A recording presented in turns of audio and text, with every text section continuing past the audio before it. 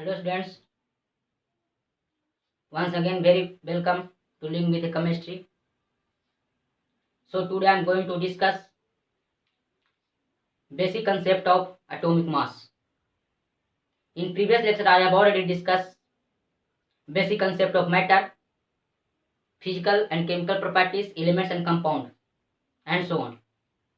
So today we will start atomic mass.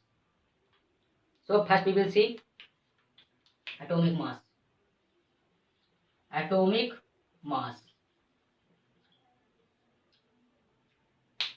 कहने का मतलब यह है कि मैटर जो बनाता है जो पार्टिकल, मतलब कि मैटर को जो बनाने वाला कॉन्स्टिट्यूएंट पार्टिकल होता है उसका वेट कैसे निकालेंगे। तो जब हम एटॉमिक मास का जब बात करते हैं तो इसमें एटम की बात करेंगे। कहने का मतलब पहले इसका डिफिनेशन लिख लेते हैं, उसके बाद बताते हैं। ये होता है atomic mass, it is defined as the number which indicate how many times mass of one atom of an element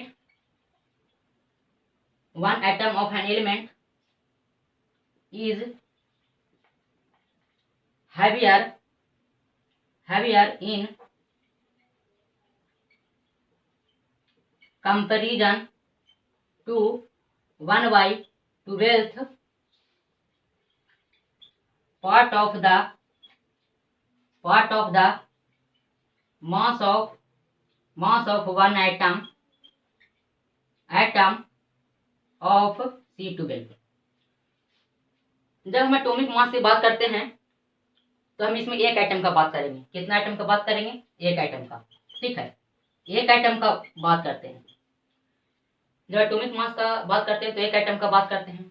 तो हम पिछले वीडियो में बताए थे कि जब एक एटम का कोई एक एटम ले लेते हैं, मान लीजिए हाइड्रोजन ले लिए। ठीक है, हाइड्रोजन ले लिए, क्या ले लिए? हाइड्रोजन। ठीक है, ये हाइड्रोजन का एटम है। ठीक है, तो इसको जब हमको वेट निकालना होगा, जब इसको हम वेट निकालेंगे तो उसको हम क्या बोलते हैं? एटॉमिक मास बोलते हैं। क्या बोलते हैं? Atomic mass. एक एटम लेंगे जो हाइड्रोजन था, जब इसका वेट निकालना चाहेंगे या मास निकालना चाहेंगे तो उसको हम क्या बोलते हैं? एटॉमिक मास बोलते हैं। ठीक है, जैसे कि इसका वेट वहां पे एक एटम का नहीं, बहुत सारे एटम का हम वेट निकालेंगे। यहाँ पे हमको एक एटम का निकालना है। ठीक है, तो वहां पे जो रहेगा बहुत सारे एटम रहेंगे। ठीक है, तो बहुत सारे एटम रहेंगे तो जितना नंबर ऑफ एटम रहेगा उससे क्या कर देंगे?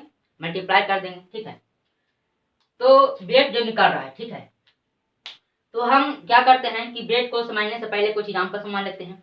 ठीक है, जैसे कि हम लोग जो वेट निकलता है किसी के कंपेयर में निकलता है। ठीक है, इसको बोलते हैं रिलेटिव एटॉमिक मास। रिलेटिव एटॉमिक मास। ठीक है, रिलेटिव एटॉमिक मास बोलते हैं इसको। क्या बोलते हैं? रिलेटिव एटॉमिक मास। जब भी हमको मास निकालना हुआ तो किसी के कंपेयर में निकालते हैं। जैसे कि एग्जांपल लेते हैं, जैसे कि हम मार्केट गए, मार्केट से कुछ 1 kg लाए। ठीक है, तो कुछ इंस्ट्रूमेंट से इसको क्या किए? तौले। तो तौले 1 kg इधर रखते हैं। ठीक है, मान लीजिए टमाटर लिए 1 kg, तो 1 kg जो टमाटर लिए तो उसका रिफ्रेश में कुछ रखेंगे, मान लीजिए बटखारा रखे 1 kg का, तो क्या होगा कि किसी के कंपेयर में तो वो आया होगा। ठीक है, तो वेट को निकालने के लिए हम किसी को कंपेयर करते हैं।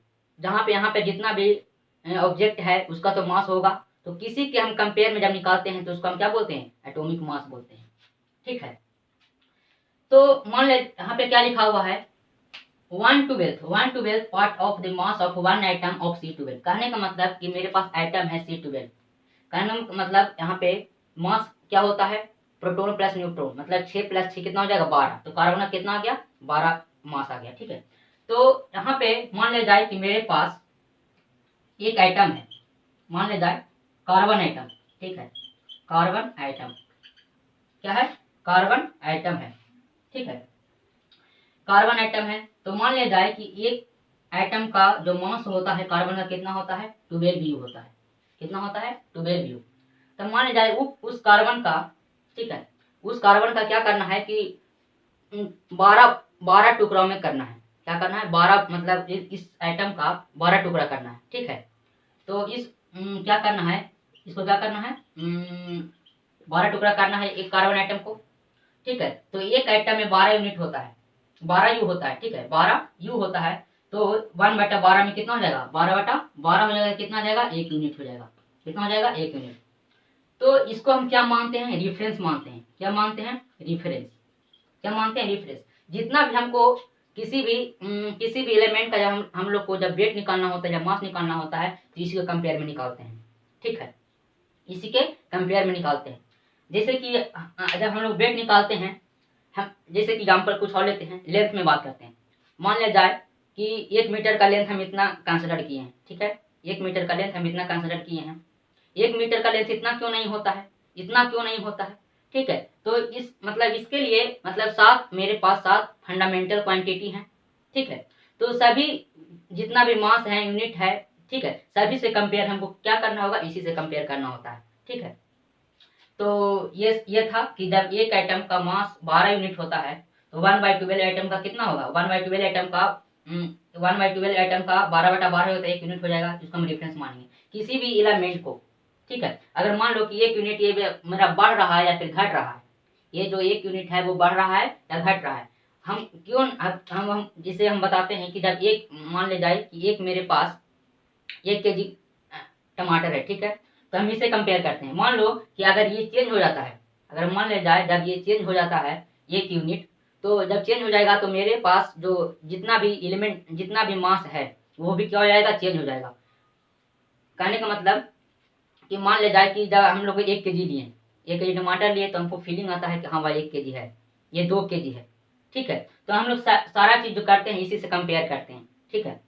ये होता है एटॉमिक मास। कहने का मतलब कि जब एक एटम होता है, एक एटम का मास कितना होता है, 12 यूनिट। तो हमको कहा गया कि एक एटम जो होता है उसको हम 12 टुकड़ा किए, तो एक एटम का 12 यूनिट होता है, तो एक 12 एटम में कितना हो जाएगा, 12/12 हो जाएगा, तो 1 यूनिट हो जाएगा।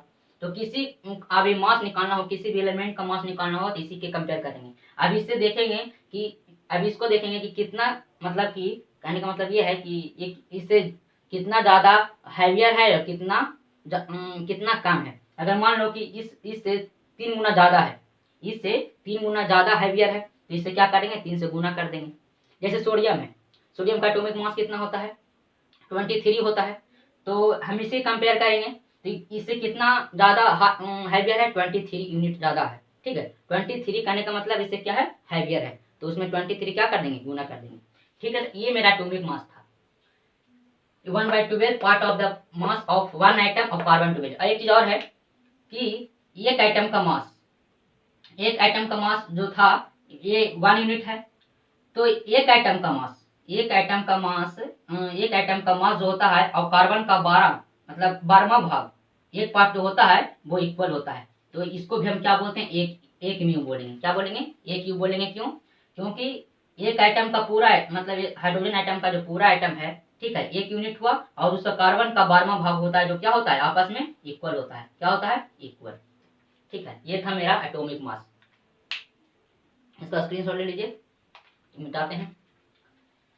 अब इसका हम थोड़ा सा फॉर्मूला देख लेते हैं क्या होता है, ठीक है। रिलेटिव एटॉमिक मास, रिलेटिव एटॉमिक मास, ठीक है। तो इसका क्या होता है, mass of one atom of an element, mass of one atom of element 1/12 of the atom, mass of one atom of C12। कहने का मतलब मान लो कि जितना ज्यादा हैवियर होगा, ठीक है, तो जितना ज्यादा हैवियर होगा वो ऊपर लिखाएगा, मतलब किसी भी एलिमेंट का जो मास होगा ऊपर लिखाएगा। और 1/12 मास ऑफ जो आइटम था C12 का कितना कितना था, 1 यूनिट आया था, एक यूनिट, मान लो कि हम बताए सोडियम का 23 मास है, तो 23 ऊपर लिखेंगे और कितना से डिवाइड करेंगे 1 यूनिट से, तो जितना ज़्यादा वो हैवियर होगा उतना ज़्यादा वो उसका मास आएगा। ठीक है, तो ये था मेरा रिलेटिव एटॉमिक मास, समझ में आया होगा। तो एटॉमिक मास को निकालने के लिए हम किसी को रेफरेंस मानते हैं। क्या मानते हैं? रेफरेंस। इसी के आधार पे सारा हम बताए थे, जब एक यूनिट चेंज हो जाता है तो मेरे पास जितना भी, पहले मान लो कि अब एक टमाटर, मान लो कि 1 केजी टमाटर लिए थे, तो मान लो कि 15 टमाटर चढ़ा। कितना टमाटर चढ़ा? 15 टमाटर।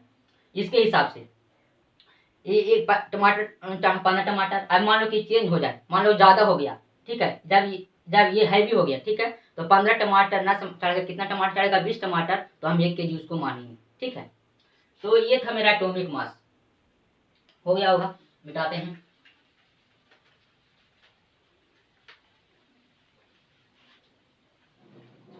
अब पढ़ेंगे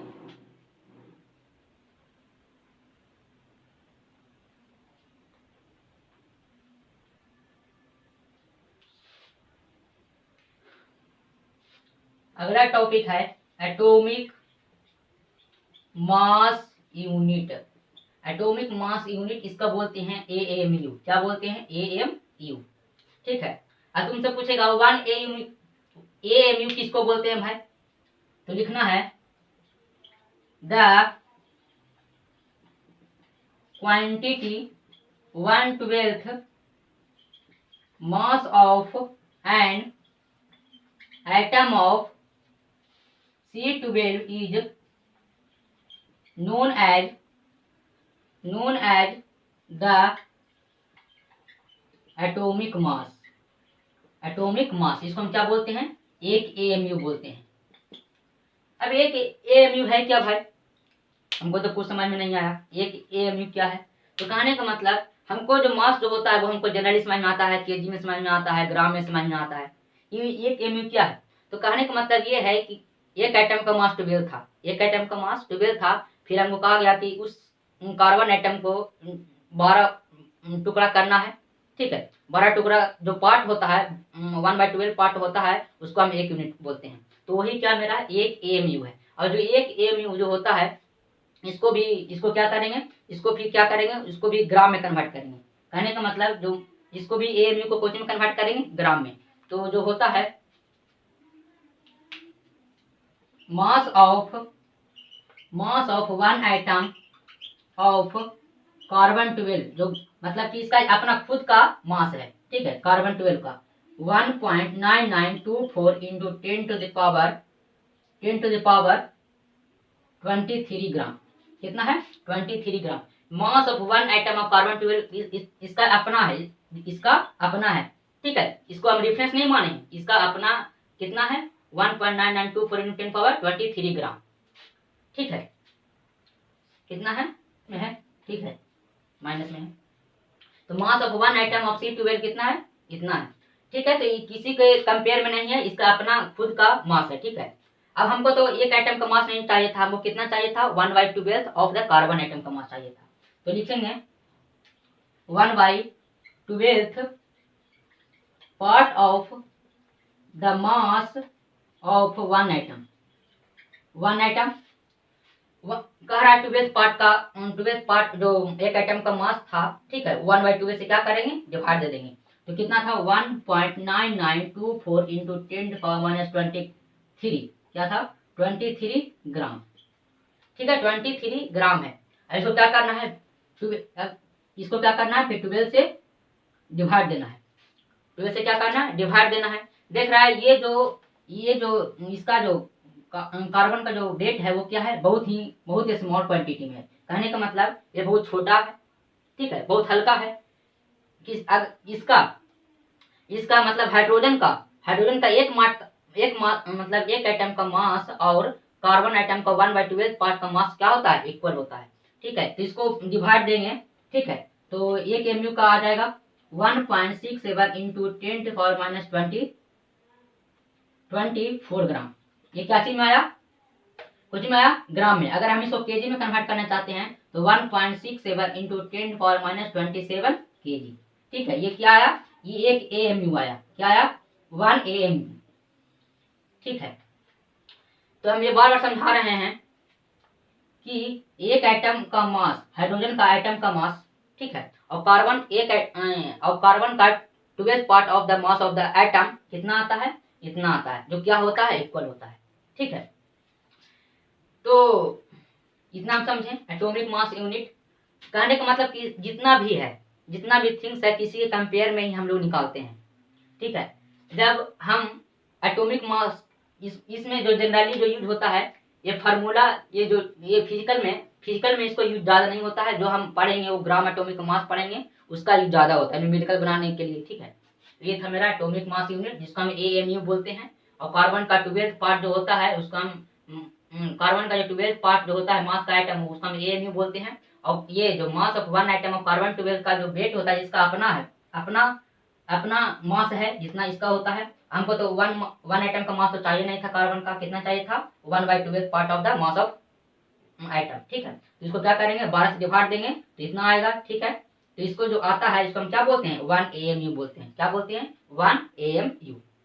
अब थोड़ा सा इसको क्या करना है, थोड़ा सा स्क्रीनशॉट ले लीजिए, इसके बाद हम थोड़ा सा और आगे चलते हैं। जो पढ़े हैं उसको लिख लेते हैं नोट में करके। ठीक है, हो गया, ये था मेरा एटॉमिक मास यूनिट, जिसको हम AMU बोलते हैं। ठीक है,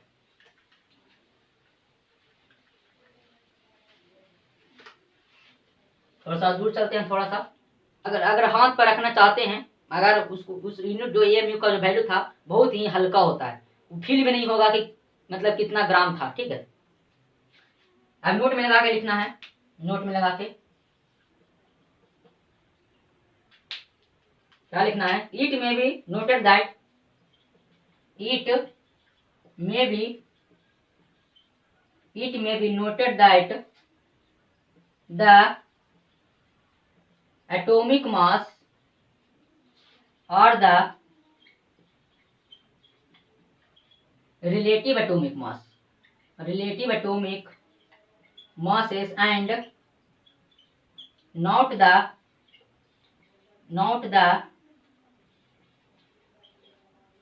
the actual mass of the atom. These masses on the atomic mass scale are expressed in term of atomic mass unit, जिसको क्या बोलते हैं, AMU बोलते हैं।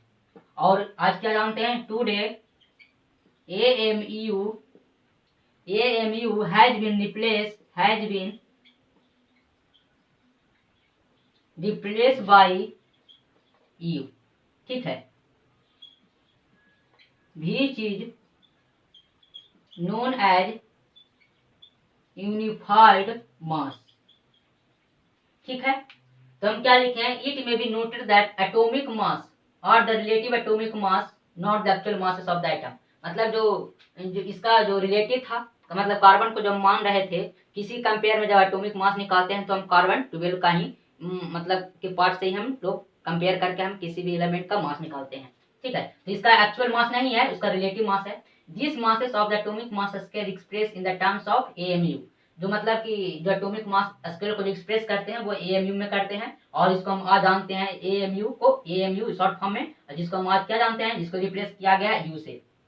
कैसे रिप्लेस किया गया, U से, जिसको हम क्या बोलते हैं, यूनिफाइड मास बोलते हैं। क्या बोलते हैं, यूनिफाइड मास। ये पहला नोट था। दूसरा नोट में क्या है कि one atomic mass unit, atomic mass unit कहने का मतलब AMU इज किसका होता है, equal to the 1/12 of the mass of an atom of C12 isotope. कहने का मतलब ये है कि जब एटॉमिक मास होता है, जिसको हम ये बोलते हैं, वो इक्वल होता है किसका, 1/12 mass of the atom of C12। जो C12 पहले, अभी तो C12 रखा गया है रेफरेंस मानने के लिए, इससे पहले ऑक्सीजन था और इससे पहले हाइड्रोजन था। क्यों इसको C12 को क्यों रखा गया? C12 को इसलिए रखा गया क्योंकि इससे ज़्यादा रिएक्टिव कौन होता है? ऑक्सीजन होता है, और उससे भी ज़्यादा रिएक्टिव कौन होता है? हाइड्रोजन। मतलब इसीलिए कार्बन C12 को रखा गया। और कार्बन जो C12 मतलब कार्बन जो होता है दो फॉर्म में होता है, एगो C12 होता है, तो C14 होता है, इसीलिए हम C12 को माने हैं। ठीक है। और अगला पॉइंट में क्या है? The atomic mass of hydrogen, the atomic mass of hydrogen कितना होता है? Is 1.008 AMU, while that of oxygen is 15.994 AMU is taken as 16 AMU। कहने का मतलब यह है कि हाइड्रोजन का जो एटॉमिक मास आया था, कितना आया था? लगभग में आया था कितना? लगभग में कितना आया था? 1 AMU आया था। ठीक है। और तुमसे पूछेगा कि एटॉमिक मास कितना होता है प्रीसियसली, तो 1.008 होता है, लेकिन हम लगभग में माने कितना? 1 AMU। ठीक है। तो 1 AMU किसके आधार पे आया? जो कार्बन का 1/12 पार्ट ऑफ जो कार्बन था उसके अनुसार आया था। ठीक है। तो हाइड्रोजन का जो वेट भी होता है वो कितना? बहुत ज्यादा हल्का होता है। कितना? बहुत ज्यादा हल्का होता है। ठीक है। While that of oxygen is, मतलब ऑक्सीजन का जो वेट होता है AMU में 15.994, जिसको हम क्या मानते हैं? 16 AMU मानते हैं। और कार्बन 12 का जो पार्ट होता है 1 AMU से कितना गुना ज्यादा हैवी है? 16 गुना हैवी है। और जो एटॉमिक मास ऑफ हाइड्रोजन था कार्बन से, उसके उसके अब कंपेयर करें तो दोनों क्या है? इक्वल है। मतलब कार्बन का 1/12 आइटम जो होता है वो इक्वल होता है, वो इक्वल होता है कौन सी में? हाइड्रोजन का एक आइटम का इक्वल होता है। ठीक है। तो ये था मेरा एटॉमिक मास यूनिट। किसी को अगर हमको मास निकालना हो तो कार्बन C12 के मतलब 1/12 पार्ट ऑफ आइटम के ही हम कंपेयर में हम उसको निकालते हैं, वेट निकालते हैं। तो इसीलिए कहा गया है एटॉमिक वेट को हम दूसरे नाम से जानते हैं, क्या जानते हैं? रिलेटिव एटॉमिक मास। ठीक है। तो यही था मेरा रिलेटिव एटॉमिक मास, जो हम जनरली AMU से हम इसको रिप्लेस किया गया था U से, जिसको हम यूनिफाइड मास बोलते हैं। और ये सब तो हम समझा चुके हैं। ठीक है। यही था मेरा एटॉमिक मास यूनिट। अब इसके आगे हम चर्चा करेंगे ग्राम एटॉमिक मास। ठीक है। तो इस जो ग्राम एटॉमिक मास जो आएगा वो अगले वीडियो में आएगा। ठीक है। तो इसके लिए क्या करना है? अगर समझ में आया होगा तो ठीक है, तो अगर समझ में नहीं आया होगा तो कमेंट कीजिएगा, अगर आ गया तो अच्छी बात है। ठीक है। तो इसके लिए क्या करना है? सब्सक्राइब करना है, शेयर करना और लाइक करना है। So thank you.